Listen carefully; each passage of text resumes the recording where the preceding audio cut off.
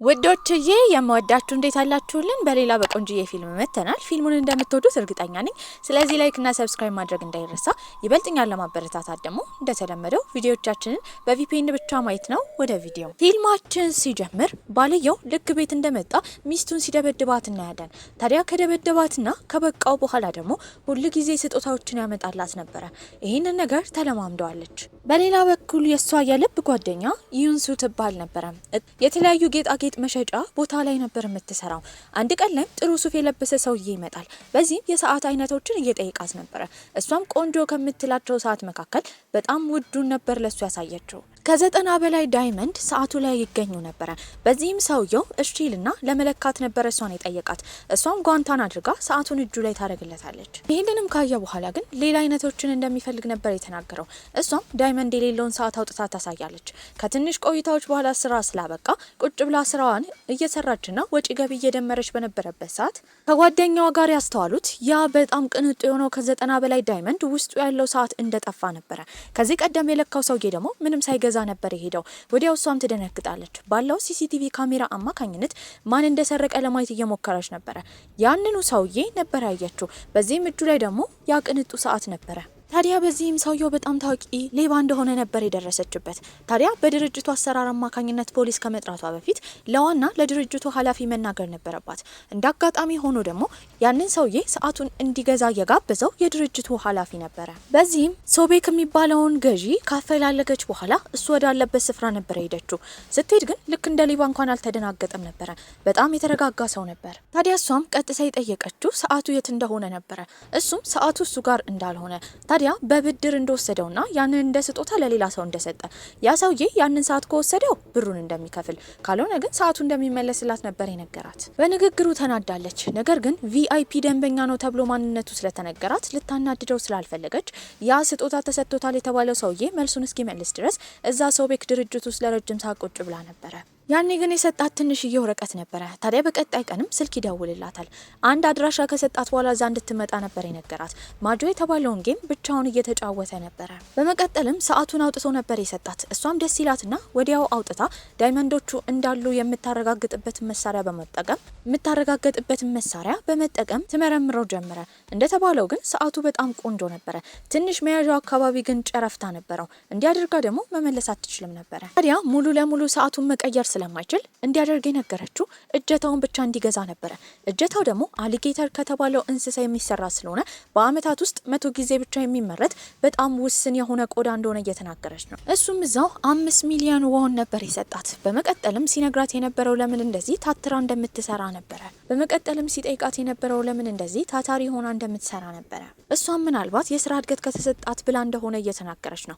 በመቀጠልም አብረው መጠጥ እንዲጠጡና እንዲለያዩ ነበር የጠየቃት። ቁጭ ብላ በምትጠጣበት ጊዜ ትንሽ እየሰከረች ነው።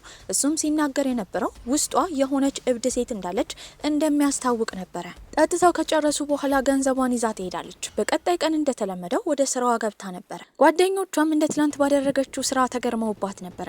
እንዳጋጣሚ ሆኖ የልብ ጓደኛዋ ሄሱ ባል የሆነውን ሰው እዛ ታገኘዋለች። የአንገት ሐብል ሊገዛ ነበረ። ታዲያ የጓደኛዋ ልደት አይደለም። ለምን እንደገዛ ግራ ገብቷታል።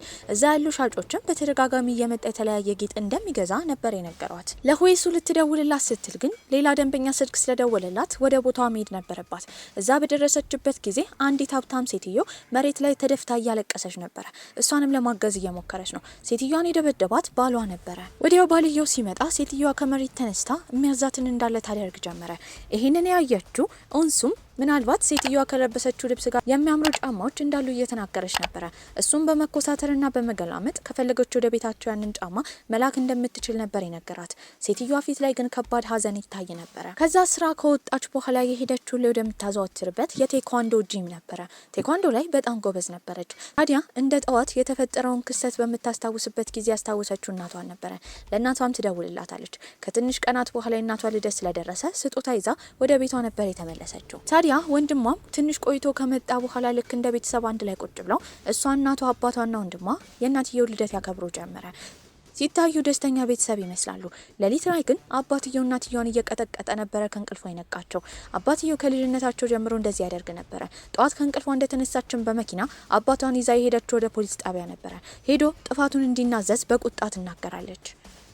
በመቀጠልም ሄደችው ሁይሱ የተባለች የልብ ጓደኛዋ ጋር ነበረ። ስልክ ብትደውልላት አታነሳም። ቤቷ ድረስ ብትሄድና ብታንኳኳ በር የከፈተችላት አልነበረም። ታዲያ ግን ሁይሱ ያዘዘችው እቃ ስለነበረ በሚደርስበት ጊዜ ያንን ያየችው ኡንሱ ነበረች።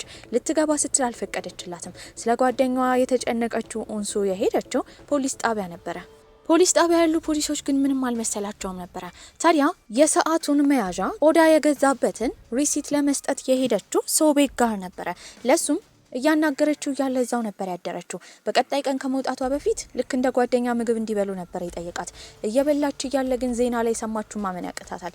እንደ ትላንትና ስትደበደብ የነበረችው ሴትዮ ከቤቷ ለማምለጥ በምትሞክርበት ጊዜ በመኪና ተገጭታ እንደ ሞተች የሚያሳይ ቪዲዮ ነበር። ወዲያ ያስታወሰችው እናቷን ነው። ለወንድሟ ደውላ እናቷ ደህና እንደሆነች ካወቀች በኋላ የደወለችው ደግሞ ለጓደኛዋ ሁይሱ ነበረ። ጓደኛዋ ስልክ አላነሳ ስትላት እየሮጠች ወደ ቤቷ ነበር ሄደችው። ራሷን ልታጠፋ ስትል ትደርሳለች። አረጋግታ ካስወረደች በኋላ ስትመክራት የነበረው ባሏን ማስወገድ እንደሚችሉ ነበር። ሁይሱ ማለት በጣም ደስተኛ የህፃናቶችን የተረት መጽሐፍ የምትጽፍ ሴት ነበረች።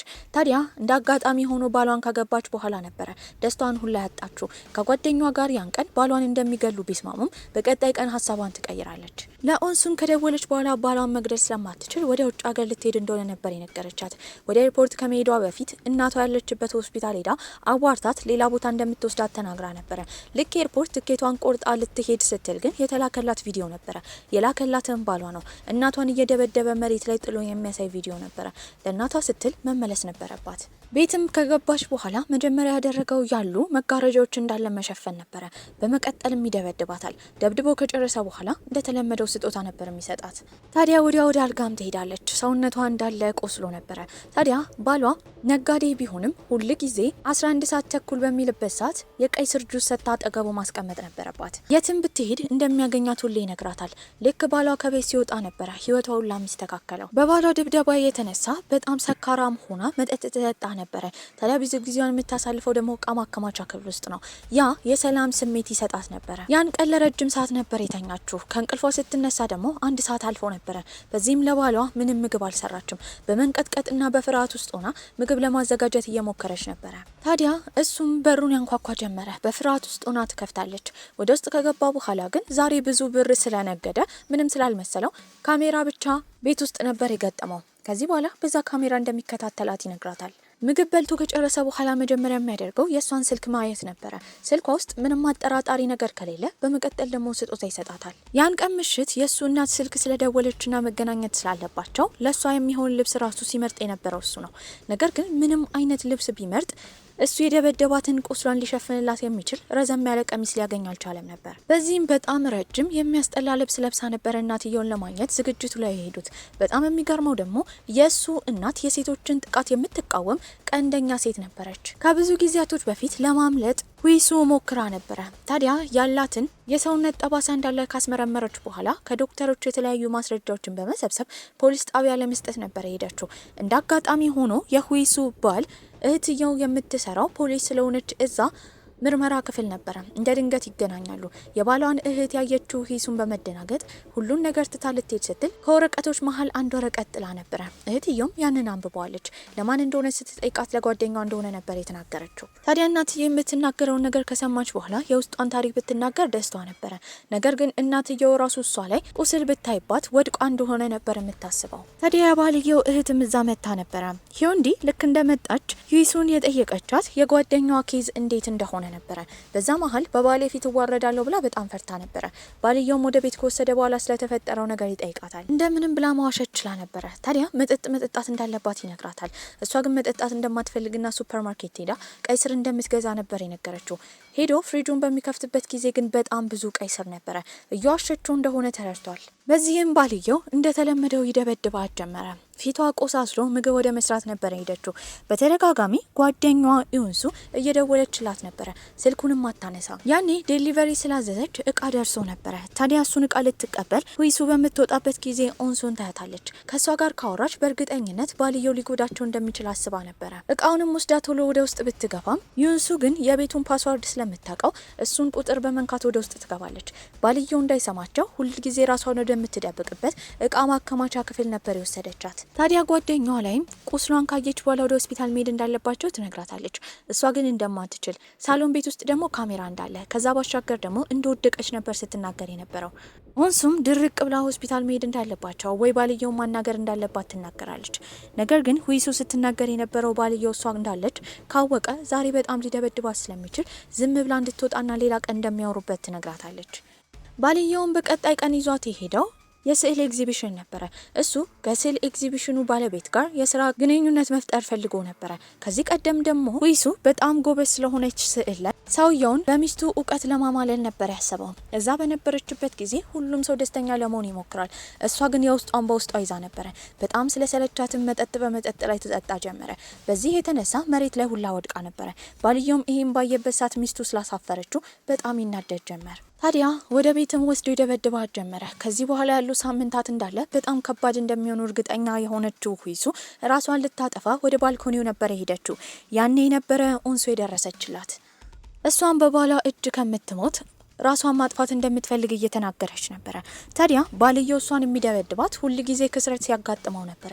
እሷን ደብድቦ ልክ ሲጨርስ ሁሌ ስኬታማ እንደሚሆን ነበር የሚያስበው። ታዲያ ከደበደባት በኋላ ራሷን ለማጥፋት በሞከረችበት ጊዜ እሱ እጅ ከፍንጅ ይዟት ሲያስጠነቅቃት እንደነበረ፣ እሷ መሞት እንደማትችል ከሞተች እሱ ራሱ እንደማይኖር ይነግራት ነበረ። እሷም ስትናገር የነበረው እዛ ያለውን ካሜራ እንዳለ እንዲሰብርላት፣ ካልሆነ ግን ሌላ ቀን ራሷን እንደምታጠፋ ነበር የነገረችው።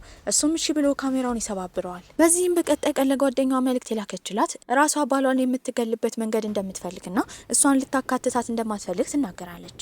በዚህም እንደዚህ አይነት ነገር ማድረግ ቀላል ስላልሆነ ሁለቱ አንድ ላይ ሆኖ ቢሰሩ ጥሩ እንደሆነ ነግራት ነበረ። ታዲያ ሁይሱ ትበረታታ ጀመረ። ከአንዴም ሁለቴ ባሏን አንዴ በስለት አንዴ ገፍትራ በመጣል ልትገለው ብትሞክርም ያንን አጋጣሚ ግን ልታገኝ አልቻለችም። ሶቤክ ጋር በነበረችበት ጊዜ ኦንሱ ቁርጥ የሁይሱን ባል የሚመስል ኡንሄ የተባለ ሰውዬ ታያለች። በዚህም ደንግጣ ሶቤክን ስትጠይቀው እዚህ የሚኖረው ከውጭ ሀገር ተሰዶ መጥቶ እንደሆነና ማንም እንደሌለው ነበር የነገራት። ይህንን ስትሰማ አንድ ሀሳብ ነበር አይምሯ ላይ የመጣው። ኡንሄን ቀጥታ በማግኘትም ለሱ በጣም ብዙ ገንዘብ ትሰጠዋለች። ሻንጣ ይዞ ወደ ውጭ ሀገር እንደሚሄድና መች መሄድ እንዳለበት ሁላ እሷ እንደምታዘጋጅ፣ የውሸት ፓስፖርትም እንደምታዘጋጅለት ነበር የነገረችው። ታዲያ በቀጣይ ቀንም ሁይሱ ባሏን ታስፈቅደዋለች። ከጓደኛዋ ጋር መሄድ ያለባት ቦታ እንዳለ ነበር የተናገረችው። እንደ አጋጣሚ ሆኖ ይፈቅድላታል። ነገር ግን እሷ እና ጓደኛዋ ኦንሱ አንድ ላይ የሄዱት ጫካ አካባቢ ለመቆፈር ነበረ። ታዲያ እሱ ደግሞ ስልኳ ላይ መቆጣጠሪያ ስለገጠመ የት ስፍራ እንዳለች በቀላሉ ማየት ይችል ነበር። እየሮጠም ወደ ቤት ይሄዳል። ታዲያ እዛ ሁይሱም ኦንሱም ነበሩ። እንደምንም ብለው ባልየውን ለመግደል እየሞከሩ ነበረ። እጅግ በጣም ጠንካራ ስለሆነ ኦንሱን ራሱ ከመደብደብ ወደ ኋላ አላለም ነበረ። በዚህ መሀልም በጣም የተናደደችው አሁን ታነሳና ባሏን ጭንቅላቱን ትቀጠቅጠው ጀመረ። በዚህ የተነሳ ሙሉ ለሙሉ ሞቶ ነበረ። ታዲያ ወዲያው ጓደኛዋ እንድትሄድና ለፖሊሶች ራሷን አሳልፋ እንደምትሰጥ ትናገራለች። ጓደኛዋ ኦንሱ ግን ልትፈቅድላት አልቻለችም። ከዚህ ቀደም የነበረውን ሀሳብ ሙሉ ለሙሉ ከዚህ ቀደም የነበሩ ብዙ እቅዶች ስለነበሯት ባልየውን እንደምንም ብለው ሻንጣ ውስጥ መክተት እንዳለባቸው ትነግራታለች። በመቀጠልም ሻንጣ ውስጥ ከከተቱት በኋላ ቦታውን ጽድት ነበር ያደረጉት። ኡንሄ የተባለውን ባልየውን ቁርጥ የሚመስለውን ሰውዬ ደግሞ ልክ እንደ ባልየው ጸጉሩን እንዲስተካከል አለባበሱን እንዲቀየር አድርገውት ነበረ። ይሄንን ያየው የሱ አሰራ ሶቤክ ግን ተጠራጥሮት ነበረ። ኡንሄ ግን ምንም አይነት ነገር አልተናገረም። ለኡንሄም በቃሏ መሰረት ቪዛና ፓስፖርት ካዘጋጀችለት በኋላ ሻንጣ ያስላለችው ያንን ሻንጣ ይዞ ቀጥታ ወደ ኤርፖርት እንዲሄድ ነበር የነገረችው። እነሱ ከዛ ከወጡ በኋላ እንደ ድንገት ወንድሟን ፈልጋ የመጣችው መርማሪዋ ሂዮንዲ ነበረች። ታዲያ ባልየው የት እንደሆነ የምትጠየቀው ሁይሱ የት እንዳለ እንደማታውቅ ትናገራለች። ቤት ውስጥ የሆነ ቦታ ያልጠረገችው ደም ቢኖርም እንደምንም ብላ አስቀይሳ እህትየው ሳታይ ደሙን ላመጥረግ ችላ ነበረ። ወደ ኤርፖርትም ኡንሄን ካደረሰችው በኋላ ሁለቱ ሻንጣ ይቀያየራሉ። ታዲያ ሻንጣ ውስጥ ምን ይኖራል ብሎ የጠረጠረው ኡንሄ በሚከፍትበት ጊዜ ውስጡ ያለው አሻንጉሊት ብቻ ነበረ። ባልየውን የከተተችበትን ሻንጣ በሌላ ቀይራው ነበር። እህትየው አሁንም ለወንድሟ በተደጋጋሚ መልእክት እየላከች ነበረ። መልስ ግን ሊመለስላት አልቻለም። ታዲያ ኡንሄም ሻንጋይ ከተማ ውስጥ ልክ እንደደረሰ አሁን የያዘውን ስልክ እንዲሰባብር ኡንሱ ነግራው ነበረ። በተባለው መሰረትም ኡንሄ ወደ ሻንጋይ ደርሶ ነበረ። ታዲያ ሁይሱ አሁን ትረጋጋለች። ከዚህ ቀደም ባሏ ሲደበድባት ስፒከር በትልቁ ዘፈን ይከፍት ነበረ። ያንን ስፒከሩን ላስወግዳው ነበረ። ከጓደኛዋ ጋርም በመሆን እሱን ለመቅበር የሄዱት ወደ ቆፈሩት ቦታ ነበረ። መንገድ ላይ ግን እንደ ድንገት የገጩት እንስሳ ነበረ። በጣም ደንግጠዋል። ነገር ግን እንስሳ እንደሆነ ሲያረጋግጡ ይረጋጉ ጀመረ። ባልየውንም ቀብረው በሚመለሱበት ጊዜ ፖሊሶች በዛ አካባቢ ፍተሻ እያደረጉ ነበረ። መኪናቸው ላይ ያለውን ጭረት በማየትም ፖሊሱ ምን እንደገጩ እየጠየቃቸው ነበረ። እነሱም እንስሳ እንደገጩ እየተናገሩ ነው። ታዲያ ኮፈናቸውን እንዲከፍቱና ለመመርመር ፖሊሱ ይጠይቃቸዋል። ውስጡ ደም ሊኖር ስለሚችል በጣም ፈርተው ነበረ። እንደ አጋጣሚ ሆኖ ፖሊሱ በሌላ ፖሊስ ስለተጠራ ማለፍ ችለው ነበረ። ታዲያ የተረጋጋ ህይወት ሁይሱ መኖር ጀመረች። ቤቷ ጸጥ ያለ ነበረ። ነገር ግን ተስፋ ያልቆረጠችው እህትየው ስለ ወንድሟ ለመጠየቅ ትደውልላታለች። ሁይሱም የተናገረችው ፓስፖርቱም ሆነ ሻንጣው ቤት ውስጥ እንደሌለ ነበረ። በዚህ ምናልባት ወደ ውጭ ሄዷል ብላ እህትየው ትጠረጥር ጀመር። በሌላ በኩል እሱ የሚሰራበት ድርጅት ውስጥ ያሉ ሰዎች ስለሱ እያጣሩ ነበረ። ታዲያ እሱ ከባንክ ውስጥ እጅግ በጣም ብዙ ገንዘብ እንዳወጣና ከሌሎች ደንበኞች ጋር ሲነጋገር እንደነበረ የሚያሳይ ፎቶ ማስረጃዎች ነበር ያገኙት። በዚህም ገንዘቡን ሰርቆ እንደጠፋ ነበር ያሰቡት። እናትየውን በሌላ በኩል ልጇን ለማግኘት ሁይሱ ቤት ነበር የሄደችው። ታዲያ ሁይሱንም እንደተጨነቀች እየነገረቻት ነው። ሁይሱ ፊት ላይ ግን ምንም አይነት የጭንቀት ምልክት አይታይም ነበረ። እናትየው በዚህ ትጠራጠራት ጀመረ። በሌላ በኩል እህትየው ሂዮንዲ ደግሞ ኤርፖርት የነበረውን ቪዲዮ በምታይበት ጊዜ ቁርጥ ወንድሟን የሚመስል ሰው ሻንጣ ይዞ ሲሄድ ስላየች ወንድሟ ወደ ውጭ ሀገር የሄደ ነበር የመሰላት። በመቀጠልም እህትየው እሱ የሚሰራበት መስሪያ ቤት ከተጠራች በኋላ ወንድሟን በማጭበርበር ወንጀል እንደጠረጠሩት ትሰማለች። እስከዛሬ በባሏ ቁጥጥር ስር የነበረችው ሁይሱ አሁን ወደ ውጭ መውጣት ስለቻለች የራሷ ስራ እንደምትፈልግ ነበረ ለጓደኛዋ የነገረቻት። ኦንሱም በጣም የምታውቀው ቆንጆ ቦታ እንዳለ ትናገራለች። ይዛት የሄደችውን ሶቤክ ጋር ነበረ።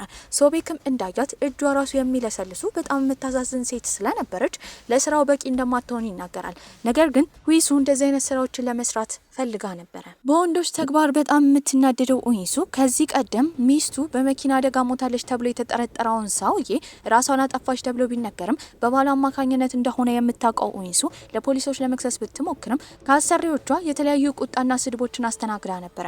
ይባስ ብሎም የሰውየው ተላላኪ ራሱ ስራዋን እንድታቆም ነበር የነገራት። በሌላ በኩል ሶቤክ ደግሞ ሁይሱን እያሰራት በነበረበት ጊዜ እቃ ለማንሳት ከፍ ስትል ሹራባ ወደ ላይ ሲገለጥ ሰውነቷ እንዳለ ቁስል በቁስል ነበረ። ለመጠየቅ ጊዜ አላገኘም። ታዲያ ሁይሱን ጓደኛዋን ልትወስድ ስለመጣች ሶስቱ አንድ ላይ ምግብ እንዲበሉ ነበር የጋበዘቻቸው። እየተመገቡ በነበረበት ጊዜ ከዚህ ቀደም ሚስቱን ሲደበድባት የነበረውን ሰውዬ በአጋጣሚ ነበር የተገናኙት። እሱም ለማውራት ፈልገው ነበረ። ታዲያ እሷ መጸዳጃ ቤት ስትገባ ይከተላትና ክሷን እንድታቆም ነበር ሲያስጠነቅቃት የነበረው። በዚህም ጊዜ ሊደበድባት በሚሞክርበት ሰዓት የመጣው ሶቤክ ነበረ። ሶቤክም ሊያድናት ችሎ ነበር። ከዛም በኋላ ሴቶቹ የሄዱት ሶቤክ ጋር ነበረ። በማያውቁት ሁኔታ ትልቅ ጓደኝነት በመካከላቸው ተፈጥሮ ነበር። ምንም አቶ ጓን ቢያስፈራራትም በቀጣይ ቀን ቀጥታ ፖሊሶች ጋር በመሄድ ያኔ በምትሸጥበት ሰዓት ሴትዮ ያጋጠማትን ነገርና ባልየውን በጣም ስትፈራው እንደነበረ ምስክር መሆን ችላ ነበረ። በዚህም ሰውየው ይታሰራል። ከዛ በኋላ ብዙ ወራቶች ያልፋሉ። ሁይሱ አሁን ትክክለኛ ህይወቷን መላመድ ችላ ነበረ። ታዲያ ቤት በነበረችበት ጊዜ ግን እንደ ድንገት በር ነበር የተንኳኳው። ስትከፍትም ወደ ውጪ የሄደው ኦንሄ ነበረ። ታዲያ እሱም ያደረጉትን ነገር እንዳለ እንዳወቀባቸው ቁርጥ እሱን የሚመስል ባል እንደነበራት እሱንም እንደገደለች። ታዲያ እሱን ለመተካት ወደ ኤርፖርት ካሜራ ውስጥ እንዲገባ ብቻ እሱን እንደላኩት ሻንጣውንም ከፍቶ እንዳየ ነበር ሲናገር የነበረው። በዚህም እሷን ይደበድባት ጀመረ። ሰውየው በጣም ቁማርተኛና ከትክክለኛ ባሏ እየባሰ መጥፎ ሰው ነበረ። በዚህም ገንዘብ እንድታመጣ ነበር ሲያስፈራራት የነበረው። እሷም እንደምትሰጠው ትናገራለች። አስጠንቅቋትና አስፈራርቷት ነበር የወረደው። ታዲያ በሚወርድበት ጊዜ ደግሞ የዛ አፓርተማ ጠባቂ የሆነው ሰውዬ ያየዋል። በዚህም እሱ እስካሁን ጠፍቷል ተብሎ ስለሚታሰብ ኡንሄ ባልየው እንደመጣ ጋርዱ ካየው ይታወቃል ብሎ በማሰብ ኡንሄ በጣም መጥፎ ሰው ከመሆኑ የተነሳ እዛው ጋርዱን ሁላ ገሎት ነበረ። እሷም ኡንሄን ለማግኘት ለማረጋጋት እንደ ድንገት በምትወርድበት ጊዜ የተፈጠረውን ስለሰማች ቶሎ ብላ ወደ ቤቷ ትገባለች። በመቀጠልም ስልክ የደወለላት ኡንሄ ነበረ። ተመልሶ እንደመጣና ጓደኛዋን ሁላ እንዳገኘ ለኡንሱ ይነግራታል። በዚህም እየሮጠች ነበር የሄደችው። እዛ በምትሄድበት ጊዜ ፖሊሶች ቦታውን ከበውታል። የሞተ ሰውም እንዳለ ትሰማለች። ጓደኛዋ እንደሆነች በማሰብ ኡንሱ ብትጮህም ፖሊሶቹ የነገሯት ግን ወንድ እንደሆነ ነበረ። ስለ ጓደኛዋን በመጨነቅ በመቀጠል የደወለችው ሶቤክ ጋር ነበረ። ሶቤክም እንዳልመጣች ይናገራል። ነገር ግን እዛ ተቀጣሪ የነበሩ ሰዎች እንደ ትናንትና እንደመጣች ነበር የተናገሩት። በዛ ሰዓት ሁይሱ ያላትን ጌጣጌጦች እንዳለ እየሸጠች ነበረ። ለኡንሄ ገንዘብ ለመስጠት ተዘጋጅታለች። እናትየው ደግሞ በመደናገጥ የሄደችው ልጇ ዮንዲ ጋር ነበረ። ታዲያ ጋርዱን ከዚህ ቀደም እንደከፈለችው ልጇ ወደዚህ ከመጣ እንዲነግራት እንዳሳወቀችው ነበር ስትናገር የነበረው። በሌላ በኩል ሁይሱ ደግሞ የሸጠቻቸውን ጌጣጌጦች ገንዘብ አከማችታ ነበረ። በዚህም በገንዘቡ ለኡንሄ ልትከፍለውና ልታስወግደው እንደምትፈልግ እየተናገረች ነው።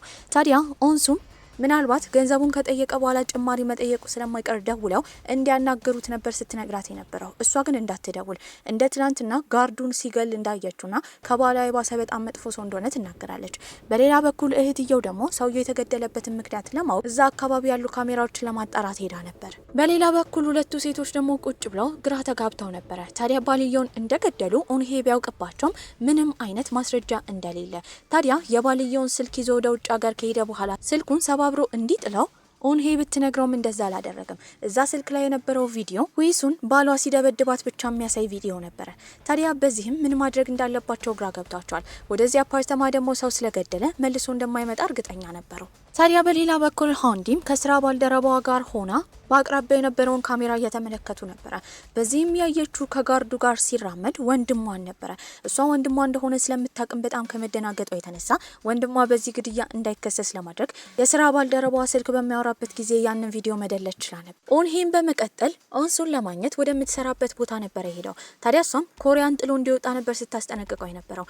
እሱ ግን በተጨማሪ መረጃ እንዳገኘ በዚህም ባልየው ኑዲን ከመሞቱ በፊት ዊሱ የምትሄድበትን ቦታ እንዳለ እንደሚያጣራ ታዲያ እሷ ለመጨረሻ ጊዜ እየሄደችው ወደ ተራራው እንደሆነ በእርግጠኝነት እዛ ባልየውን እንደቀበሩት የሚያሳይ አቅጣጫ መጠቆሚያ እንዳለው ይናገራል። በዚህም በተጨማሪ 100 ሚሊዮን ወን ነበር የጠየቃቸው። እነሱን በዛ ስልክ ማስፈራራት ብቻ ሳይሆን ለኑዲን እናትም የራሱን ፎቶ ከላከ በኋላ ሊታሰር ስለሆነ ገንዘብ እንድትልክለት እየጠየቀ ያንን ገንዘብ እየወሰደ እየሰከረ ነበረ። ታዲያ እሱ የሰከረበት ናይት ክለብ ኃላፊም እሱን በተመለከተው ጊዜ ከዚህ ቀደም ከሶቤክ ድርጅት ጋር ሲሰራ ስለነበረ ዋና ኃላፊው ሶቤክ ስለሆነ እሱን ነበር የጠራው። ታዲያ እሱ ራሱን ስቶ በመጠጥ በተኛበት ጊዜ ስልክ ያያል። ሶቤኩም ስልኩን አንስቶ በሚከፍትበት ጊዜ ያየው ቁርጥ እሱን የሚመስል ሰውና ዊሱ አንድ ላይ ስክሪን ሴቨር ነበሩ። በዚህም እሱ በገንዘብ እያታለላቸው እንደሆነ በመረዳትም ይናገረው ጀመረ። ታዲያ ግን ኡንሄ አለቃውን ሁላ ከማስፈራራት ወደ ኋላ አላለም ነበረ። ታዲያ ሶቤክ የሆነ ነገር በመካከላቸው እንዳለ ይጠረጥር ጀመር። በዚህም ሶቤክ ለሚያውቃቸው ፖሊሶች በመደወል ስለ አንድ ሰው እንዲያጣራላቸው ነበር የጠየቃቸው። በመቀጠልም ሁለቱ ሴቶች ምን ማድረግ እንዳለባቸው ግራ ገብቷቸው ነበረ። በዚህም በእርግጠኝነት ኡንሄ አስክሬኑ የተቀበረበትን ስፍራ አቅጣጫ ያውቃል እንጂ ትክክለኛ ቦታውን ስለማያውቅ ያንን ስልክ ከሰረቁት ሙሉ ለሙሉ መረጃው እንደሚጠፋ አስበው ነበረ።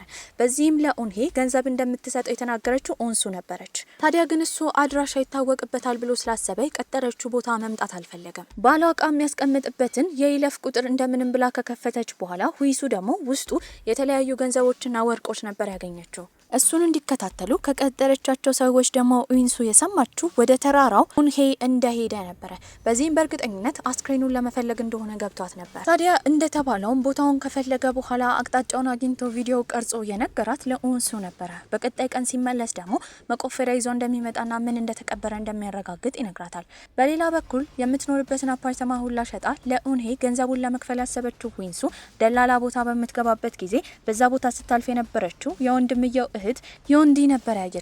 እሷንም በመከተል ስትሄድ ደግሞ በመቀጠል ኡንሱ የተገናኘችው ከጓደኛዋ ኦንሱ ጋር ነበረ። የሆነ ነገር እያወሩ እንደሆነ ጠርጥራለች። ከዛም በኋላ ኡንሱን ትከታተላት ጀመረ። ኡንሱ ደግሞ ለማግኘት የሄደችው ኡንሄን ነበረ። ወንድሟን ከሩቅ በምታይበት ጊዜ ወንድሟ ባይሆንም እሱን የሚመስል እንደሆነ ነበር የተረዳችው። ቪዲዮን በምታይበት ጊዜ እሱ ይዞት የወጣው ሳጥን ውስጥ የሆነ ነገር እንዳለና ምናልባት ወንድሟ ተገሎ እሱ ውስጥ እንደተከተተ ነበር ያሰበችው። በመቀጠል ደግሞ ወንድሟ ስልክ ላይ ያለውን ቪዲዮ ማግኘት ችላ ነበረ። እዛ ላይ በምታይበት ጊዜ ሚስቱን ሲደበድብ የሚያሳይ ነበረ። በዚህም መርማሪዋ ዮንዲ ሁሉን ነገር መገጣጠም ጀመረች። ታዲያ ሁለቱ ሴቶችም ቁጭ ያሉት ሶቤክ ጋር ነበረ። እሱም ሁሉን ነገር ቀድሞ እንዳወቀ ይናገራል። ታዲያ ኡንሂ በጣም መጥፎ ሰው ስለሆነ ሁለቱ ሴቶች እሱን መቆጣጠር ስለማይችሉ እሱ ነገሩ እንደሚቆጣጠር ይናገራል። ከትንሽ ቆይታ በኋላ እሱን እንዲከታተሉ ያዘዛቸው ሰዎች ስለነበሩ ለሱ ስልክ ይደውሉለታል። በዚህም የነገሩት የሆነ ሴት ኡንሄን ይዛው እንደሄደች ነበረ። እሷም ዮንዲ ነበረች። አግታም የወሰደችው ወደ ራሷ ቤት እንቅልፍ መድኃኒት ከሰጠችውን በኋላ መኪናዋ ኮፍን ውስጥ አድርጋ እዛው የቤታቸው ታች ያለ ጋራዥ ውስጥ ነበር ያስቀመጠችው። ታዲያ በመቀጠልም ሃንዲ ያደረገችው ዊሱ ቤት ፖሊስ ነኝ ብላ ገብታ መፈለግ ነበረ። በዚህም ባልየው በተደጋጋሚ እየሄደ የሚገዛውን የአንገት ሐብል ስጦታዎች ነበር የተመለከተችው። ታዲያ በመቀጠልም ዊሱ ቤት ስትገባ የሆነ ሰው ገብቶ እንደነበረ ትጠረጥራለች። ከትንሽ ቆይታ በኋላ ሃንዲ ትመጣለች። በዚህም ያኔ ኡንሄ ዘበኛውን በገደለበት ሰዓት የሆነ የሆነች ሴት ሮጣ እንደመጣችና እዛ አካባቢ ባለ ዳሽ ካሜራ እንደታየች እሱ ደግሞ ሁይሱ እንደሆነች ብዙም ወሬ ሳታበዛ ግን ወንድሟ የት እንደሆነ ነበር የጠየቀቻት። በዚህም እሷ በሙሉ ስትናገር የነበረው ሼንጋይ እንደሆነ ነበረ። በሌላ በኩል ኡንሱ ደግሞ ነገሮችን እሷ ለመቆጣጠር ነበር ያሰበችው። በዚህም እናትየው ጋር በመሄድ ከሱቅ እቃ እንደተላከላት በመናገር አበባ ከሰጠቻት በኋላ ስልክ ላውራ ብላ ወደ ገራዡ ነበር የወረደችው። በቀላሉ የት እንዳለ ማወቅ ችላ ነበረ። ታዲያ እሱንም ከዛ መውሰድ ችላ ነበረ። ሃንዲም የተፈጠረውን ነገር ስትሰማ በጣም ትናደዳለች። ታዲያ ወዲያ ሃንዲም ስለሷ ካጣራች በኋላ ላይ ኡንሱ ትደውልላታለች። ድሮ በልጅነቷ እናቷ ራሱ በአባቷ ስትደበደብ እንደነበረ እስከዛሬ የደበቀችው ሚስጥር እንዳወቀችባት ነበር የነገረቻት። ነገሮች ወደ እሷ እንዳመሩ የተረዳችው ኡንሱ ሶቤክን ነበር እርዳታ የጠየቀችው። ታዲያ እንደምንም ብለው ኡንሄን ከሀገር ለማስወጣት ነበር ያሰቡት። እሱን እንዲጠብቀው የታዘዘውንም ሰውዬ በመደብደብ እንዲፈታው አድርጎት ነበረ። እሱ ሰውዬ ወደ አንድ ቦታ እንዲወስደው ነበር ያዘዘው። ታዲያ ያንን ሰውዬ በመግደልም የደወለው ለሂዩንዲ ነበረ። እሷንም ይዟት ሄደው ወንድሟ የተቀበረበት ስፍራ ነበረ። ቆፍረው ከጨረሱ በኋላ ግን ያገኙት የሞተ እንስሳ ነበረ። በዛ ሰዓት ሂዩንዲ ኡንሄን እዛው ነበር የገደለችው። ታዲያ ከትንሽ ቆይታ በኋላ እሱ የተቀበረበትን ስፍራ ፎቶ በማንሳት የላከችላት ለሁይሱ ነበረ። ሁለቱ ሴቶች ቢታሰሩ ወንድሟ ተመልሶ እንደማይመጣ፣ ነገር ግን እሷ በቅርቡ የፖሊሶች ፕሬዝዳንት ለመሆን ምርጫ ሊደረግ ስለሆነ እንዲህ አይነት ወሬዎች ከተወሩባት ማንም ሰው ሊመርጣት እንደማይችል። ታዲያ ከሁለቱ ሴቶች አንዳቸው ግን ወንድምየውን እንደገደሉ አምነው መታሰር እንዳለባቸው ነበር የተናገረችው። ሁሉን ነገር ራሷ ለማድረግ ያሰበችው ሁይሱም ለጓደኛዋ ከደወለችላት በኋላ ትሰናበታታለች። በመቀጠልም ራሷን እንዳጠፋች የሚያሳይ ደብዳቤ አስቀምጣ በቦታው ልትገኝ አልቻለችም ነበር። ታዲያ የሰማችው ኡንሱም ጓደኛዋን ትፈልጋት ጀመረ። የትም ልትገኝ አልቻለችም ነበረ። ታዲያ የሁይሱ እናት ካለችበት ሆስፒታል ራሱ የሆነ ሴት አድራሻዋን ለማወቅ እንደደወለችው ላይ ይሰማሉ። የጠረጠሩት ሂዩንዲ ነበረ። ሞቻለው የሚል ደብዳቤ እንድትጽፍ ካደረገቻት በኋላ ያገተቻት ሁይሱን ሂዩንዲ ነበረች። በሌላ በኩል የሂዩንዲ ስራ ባልደረባ ደግሞ በተደጋጋሚ ያኔ የጠፋውን ቪዲዮ በሚያይበት ጊዜ ሂዩንዲ ሆን ብላ ቪዲዮ እንዳጠፋች ነበር የደረሰበት። በዚህም ለሷ ነበር የደወለላት። የወንድሟን ፎቶ እዛ ቪዲዮ ላይ እንዳዩ ነበር የነገራት። እሷ ግን እንዳልነበረ ወንድሟ ትናገራለች። ቪዲዮ ላይም እንዳላየችው እያሳወቀች ነበረ። እሷን ለመመርመር ብሎ መስካሪ እንዳገኙ ነበረ ፖሊሱ የነገራት። ይህንን የሰማችው ሂዩንዲ ምናልባት ሁይሱ ቀድማ ለፖሊሶች አመልክታ ይሆናል ብላ ነበር የጠረጠረችው። በመቀጠልም ፖሊሱ የሄደው የሂዩንዳይ እናት ቤት ነበረ። ታዲያ እናትየውን በመፍራት ለሷ ስትደውልላት በሩን እንዳትከፍትና እንደምትመጣ እየነገረቻት ነበር። እዛ መኪና ውስጥም ጭስ በማድረግ ሁይሱን እዛ አስቀምጣት ነበረ። በቅርቡ መሞቷ ስለማይቀር ብዙ መረጃዎች እንደሚጠፉ እርግጠኛ ነበረች። በዚህም በመቀጠል የሄደችው እናትየው ጋር ነበረ። በመቀጠልም ፖሊሶች ከብዙ ምርመራ በኋላ ያገኙት የሁይሱ ባል ወደ ውጭ ሀገር እንደሄደ፣ ከዛ በኋላ ግን ወደ ሀገር ውስጥ እንዳልተመለሰ ነበረ። ታዲያ ያኔ ሁይሱ ባሌ ጠፋ ብላ ለፖሊሶች ያመለከተችው ውሸት እንደሆነ ስለተረዱ በተደጋጋሚ ለሷ ስልክ ቢደውሉላት እሷ ግን እያነሳች አልነበረም። ታዲያ በቀጣይ ቀንም ሂዩንዲ የሄደችው የጋናም ፖሊስ ፕሬዝዳንት ጋር ነበረ።